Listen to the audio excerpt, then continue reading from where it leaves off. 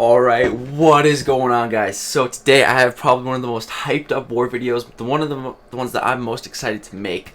OMNY versus Thor Loki. We finally matched each other, and oh, this is going to be a good war, guys. So right from the get-go, it was like, okay, I think we think we matched Thor Loki. Like, we're going all out. We need to try our best to beat them. Boost up super hard, don't die. We got to try to win this, you know. It's like the two biggest YouTube alliances, you know, going head to head, and it's great. So basically, going into this alliance war, let's get the footage started here. I scouted my path in the last video. I talked about how important scouting was, and so there's 5 skill champs on my path, and I'm like, okay, one of those is probably a Korg, and I brought Omega Red.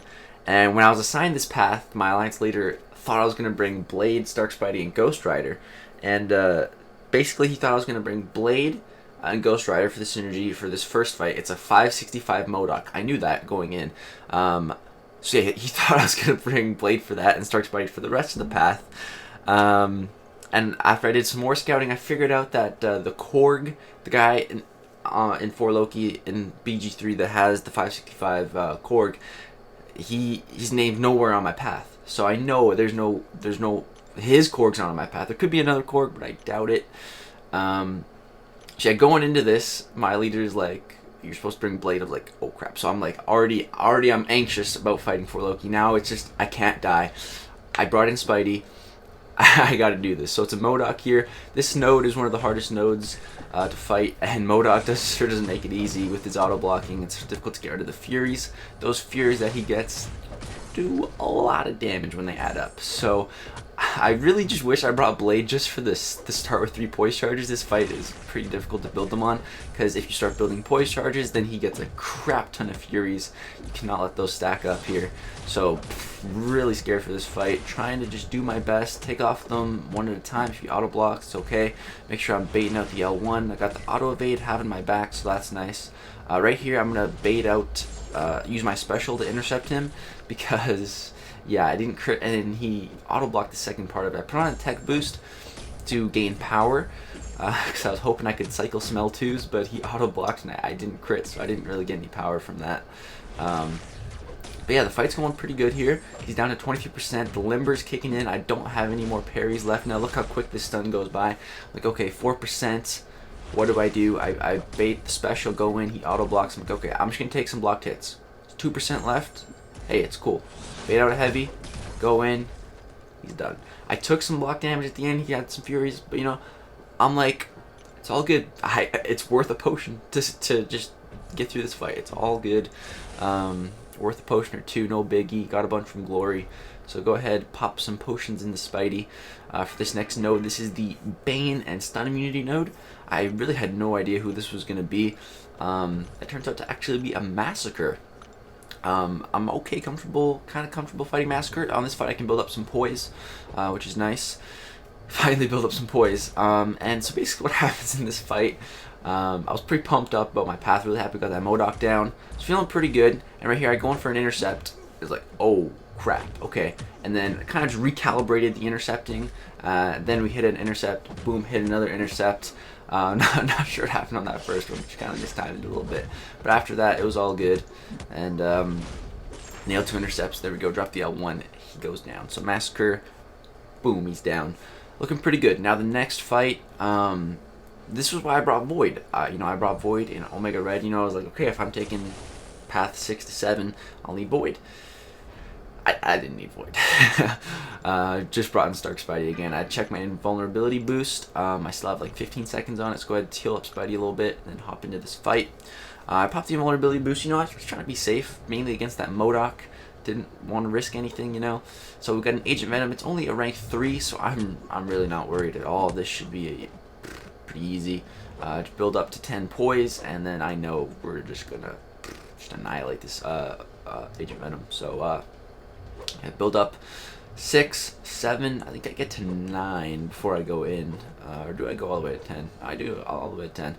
Boom, all the way to 10 poise charges. Bait out a heavy here because, you know, don't want to go in and get parried by him or something. That would be bad. Go ahead and nail the intercept right there. Drop the L1, and this guy, he's down. So first part of the path done.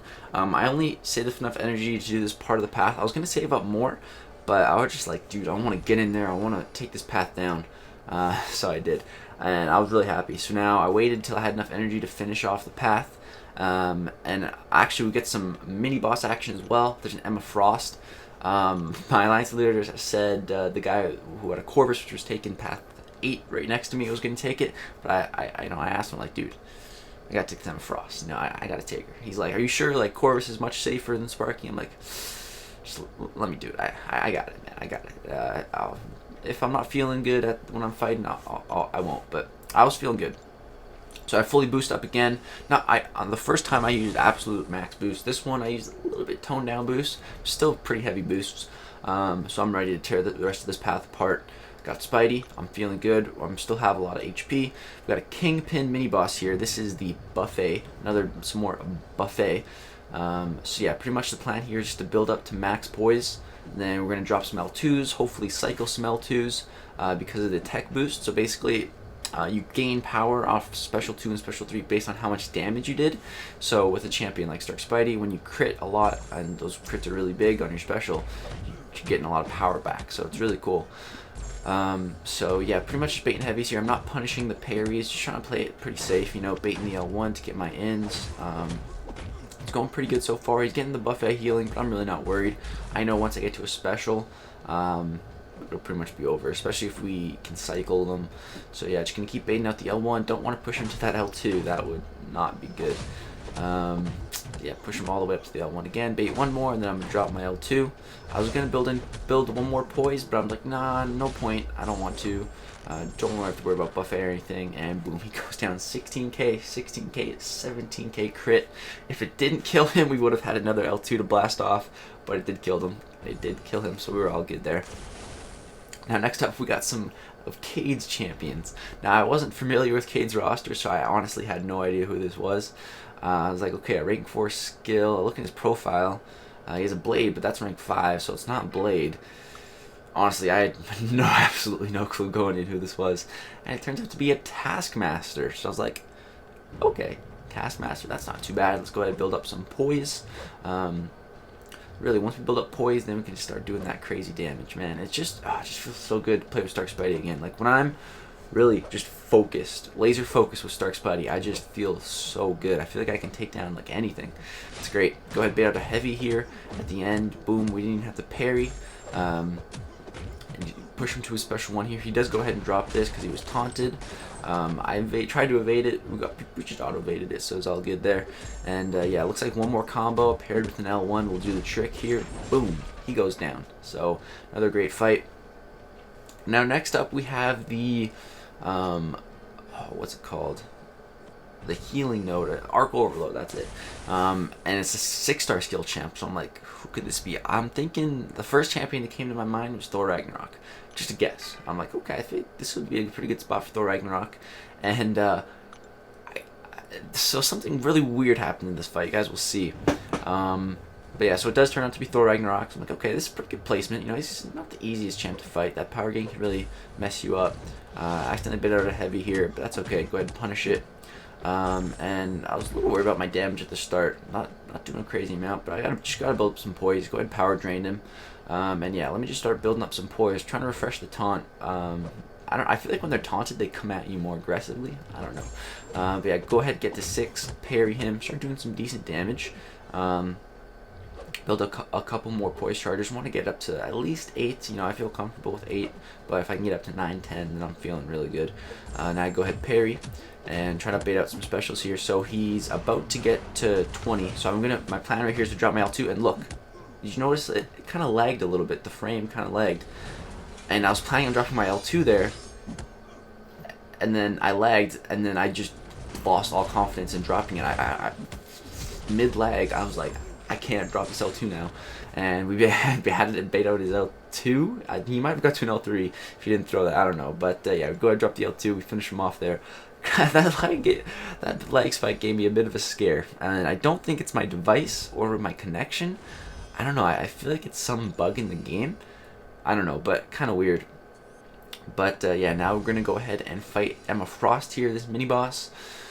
So yeah, I do feel good to take her. I'm feeling good, man. I went ahead and dueled an Emma Frost Frosty Q right before, so I'm feeling comfortable with the L1. So the one important thing to note on this node is the strike back. So go ahead and check all my boosts are still active. We got the tech boosts, so we're gonna be doing a lot of damage now. Strike back, we gotta be very careful. I can't just blast off an L2 all willy-nilly as soon as I get it, or we're gonna push her to an L3. So we gotta be very careful of that. But a really cool, I think Emma Frost is really bad for this node actually, because you'll see what happens in a minute here. We go ahead and auto evade there, but it's okay. I was able to, like when I'm in the zone with Spidey, I'm ready for those auto evades. I'm ready to quick to my block if he auto evades, So yeah, we push her. Basically, the plan here is just to bait out the L1. You don't want to dash at her when she has power. I don't dash at her when she has power. I let her come to me, and I just hold block, kind of let go of block a little bit so that she'll throw it. Go ahead, bait some heavies because she's stunning me while in diamond form. Right there we go. She actually baited that. Baited another one though. So right here, see she has like 0 power. I'm gonna throw my L2 right away, not getting any combo. But see what happens. When she has strike back, it pushes her above a bar, so it takes her out of diamond form, which means I'm going to be able to crit. So go ahead, push her to another L1 here. Don't push her, see her power is very low. One hit, boom, drop it again. And look, it pushes her out of diamond form, so it just does so much damage. And with the tech boost, we were able to cycle those L2s, so it just worked out perfectly with Spidey. Really happy with how that fight went. My friend Scott was watching. So yeah, guys, I was really happy with how my path went. We didn't die. And so now, basically, today what happened was, it's the next day, and I wake up, and I check, and I'm reading through the chats, and it's like, I went to bed, they had 2 deaths, we had 3 deaths, and I wake up, and it's like, we're winning, we're losing, we're winning, we're losing, kept going back and forth, right?